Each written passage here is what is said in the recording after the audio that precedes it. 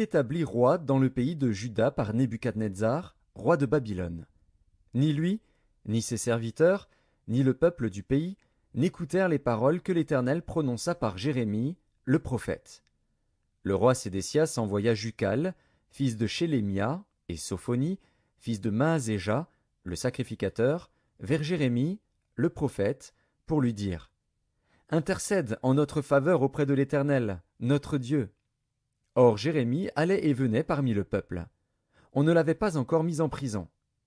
L'armée de Pharaon était sortie d'Égypte, et les Chaldéens, qui assiégeaient Jérusalem, ayant appris cette nouvelle, s'étaient retirés de Jérusalem. Alors la parole de l'Éternel fut adressée à Jérémie, le prophète, en ces mots. Ainsi parle l'Éternel, le Dieu d'Israël.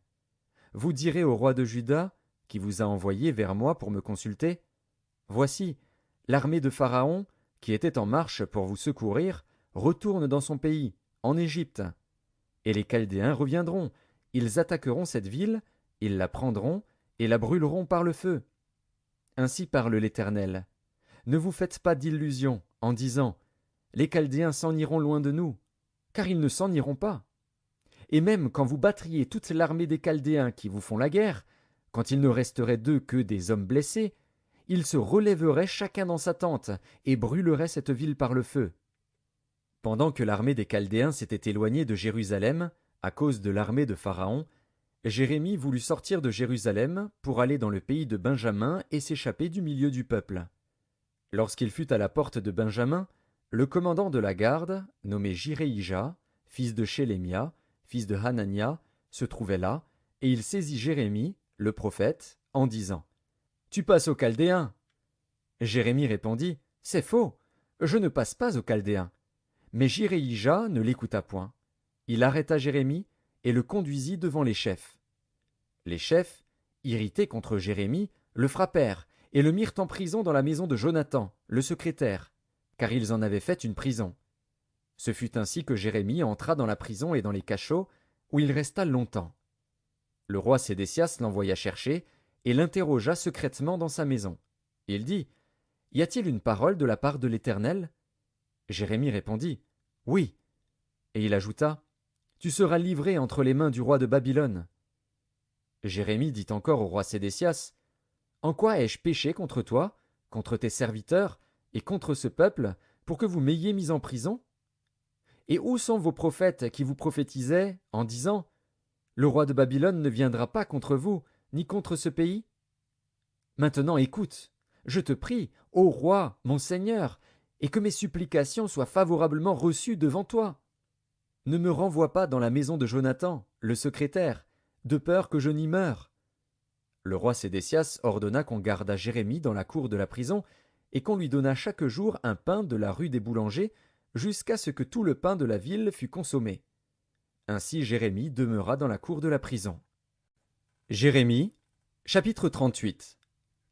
Shéphatia, fils de Mathan, Guédalia, fils de Pashur, Jucal, fils de Shélémia, et Pashur, fils de Malkija, entendirent les paroles que Jérémie adressait à tout le peuple, en disant « Ainsi parle l'Éternel, celui qui restera dans cette ville mourra par l'épée, par la famine ou par la peste. Mais celui qui sortira pour se rendre aux Chaldéens aura la vie sauve, sa vie sera son butin, et il vivra.